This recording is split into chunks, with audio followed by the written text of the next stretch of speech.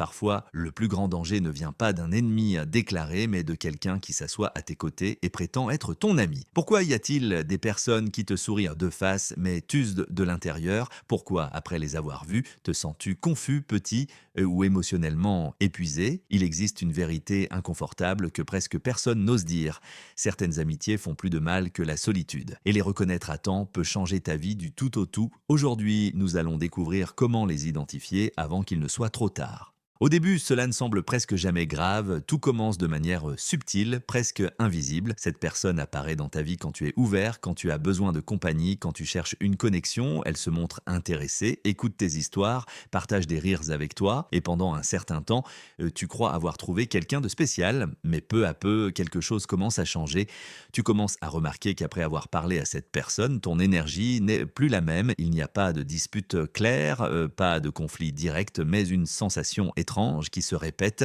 Tu te demandes pourquoi c'est toujours toi qui cèdes, qui justifie, qui t'adapte, pourquoi tes réussites semblent-elles la déranger, pourquoi tes problèmes ne reçoivent-ils jamais la même attention que les siens. C'est là que naît le véritable problème. Ces personnes n'attaquent n'en pas de face, elles ne haussent pas le ton et ne montrent pas de rejet explicite. Leur façon de blesser est silencieuse, parfois c'est une plaisanterie qui minimise tes rêves, d'autres fois c'est un commentaire qui sème le doute. Peu à peu, tu commences à te remettre en question sans comprendre pourquoi.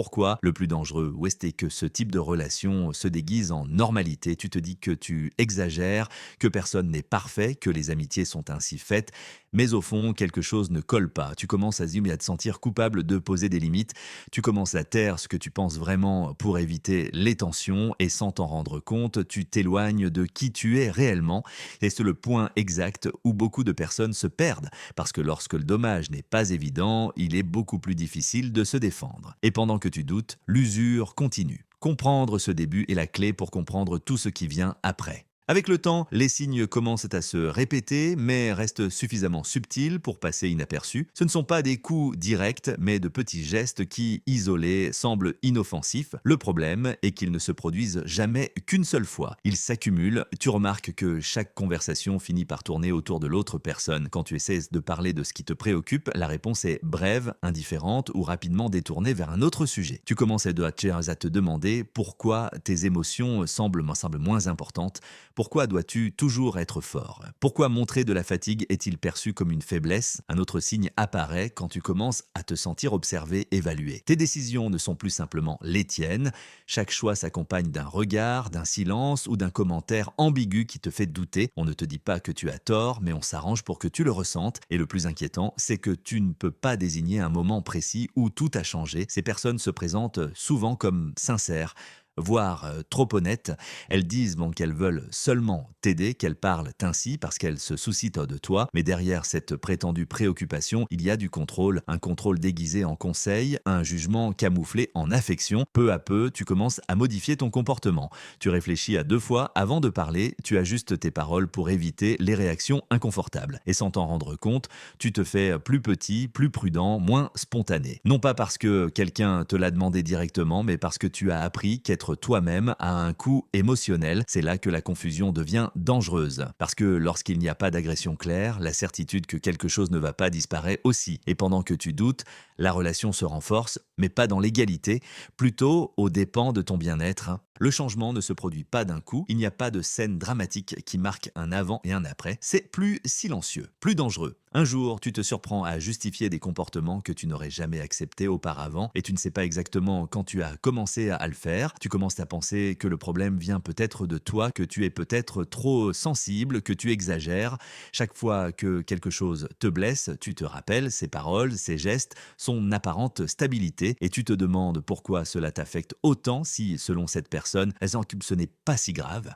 C'est le moment où la balance se rompt parce que pendant que tu t'analyses, tu te corriges et tu te questionnes. L'autre personne reste intacte. Elle ne change pas, elle ne doute pas, elle ne se remet pas en question et cette asymétrie crée un sentiment constant d'infériorité émotionnelle. Tu commences à perdre tes repères internes. Ce qui te semblait clair auparavant devient confus. Ce que tu appelais autrefois un manque de respect, et tu l'appelles désormais un malentendu. Ce qui était autrefois un signal d'alarme, tu l'appelles désormais un défaut personnel sans t'en rendre compte. Tu as déplacé la responsabilité du préjudice vers toi-même. La peur apparaît aussi. pas une peur évidente, mais une peur subtile. La peur de dire quelque chose d'incorrect, la peur de provoquer une distance, la peur que la relation ne se refroidisse si tu exprimes ce que tu ressens vraiment. Alors, tu te tais, ou tu édulcores, ou tu diffères, et dans ce silence prolongé, quelque chose d'essentiel s'érode. Ton identité. Tu ne réagis plus comme avant, tu ne décides plus à partir de la confiance, mais par anticipation, tu n'agis pas par conviction, mais pour éviter des conséquences émotionnelles. Le plus inquiétant, et c'est que tout cela se produit alors que tu restes convaincu que la relation est importante, voire nécessaire.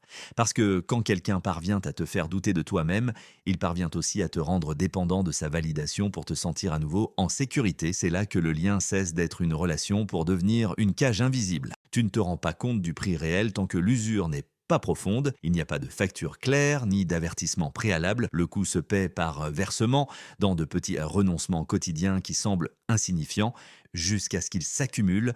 Tu commences à céder de l'espace émotionnel, à ne pas dire certaines choses, à filtrer tes paroles, à minimiser tes réussites pour ne pas générer de tension.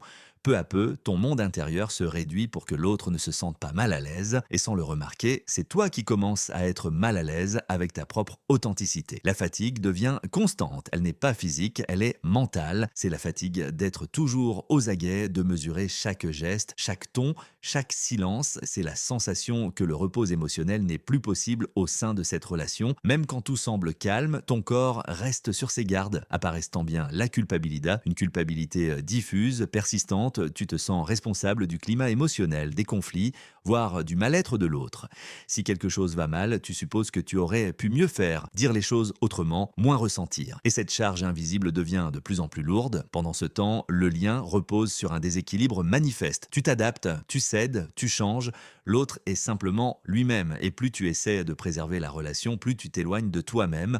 Le plus dangereux n'est pas la douleur évidente, mais la normalisation du malaise. Tu commences à penser qu'aimer implique de se sacrifier ainsi, que toutes les relations profondes font mal, que se sentir petit fait partie de l'engagement, et ainsi tu justifies ce que tu n'aurais jamais dû accepter.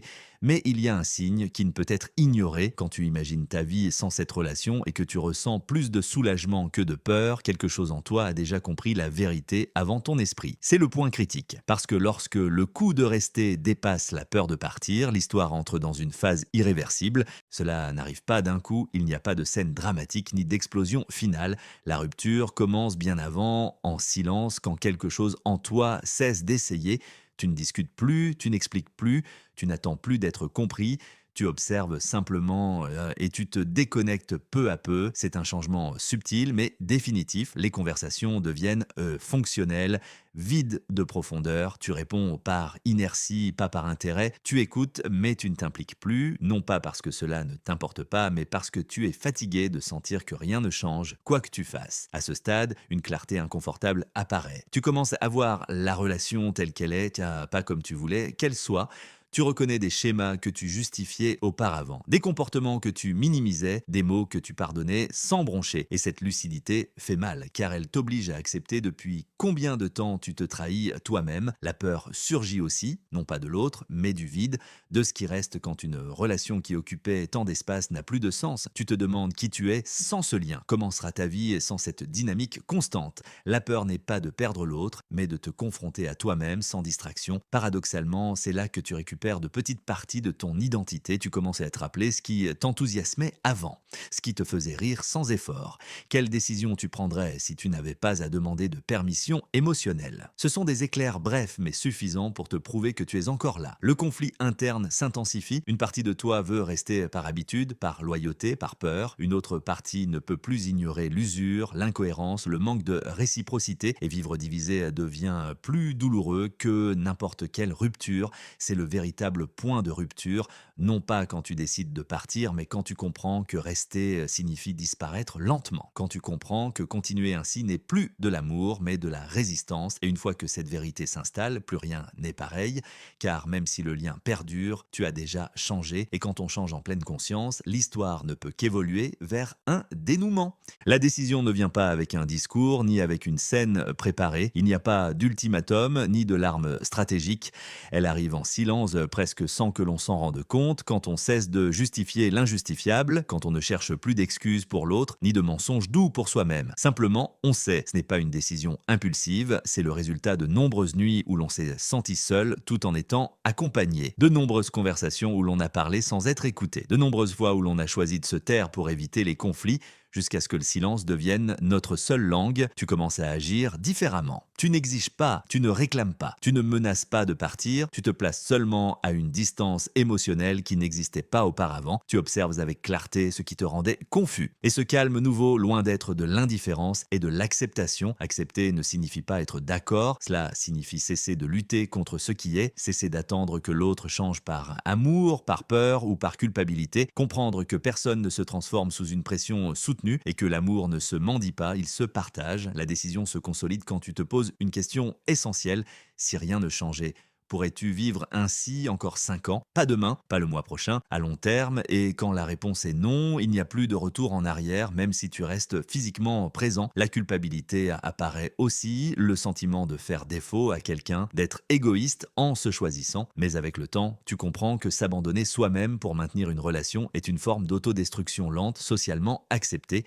Alors tu commences à te préparer intérieurement, pas pour fuir, mais pour clore un cycle avec dignité, pour parler avec honnêteté quand le moment viendra, pour assumer ta décision sans avoir besoin d'attaquer ni de te défendre. La décision qui ne s'annonce pas est la plus puissante parce qu'elle ne cherche pas l'approbation, elle n'a pas besoin de témoins, juste de cohérence. Et quand cette cohérence s'installe, la rupture cesse d'être une menace et devient une étape nécessaire. À partir de là, il ne s'agit plus de savoir si tu finiras par rompre ou non, il s'agit de savoir quand et comment, et surtout de ne pas revenir en arrière une fois que tu t'es choisi. La fin ne survient pas le jour où tu dis adieu. Elle survient bien avant, quand tu comprends que rester n'est plus un acte d'amour, mais de peur. Quand tu comprends que tu as grandi vers un endroit où l'autre personne ne peut plus ou ne veut plus t'accompagner. Le moment de conclure arrive sans mélodrame excessif. Il n'y a ni vainqueur ni coupables évidents, juste deux réalités qui ne s'emboîtent plus. Tu parles avec une sérénité qui te surprend toi-même, non pas parce que cela ne fait pas mal, mais parce que tu as déjà pleuré tout ce qu'il fallait en silence. Dire la vérité devient plus important que de protéger une illusion brisée.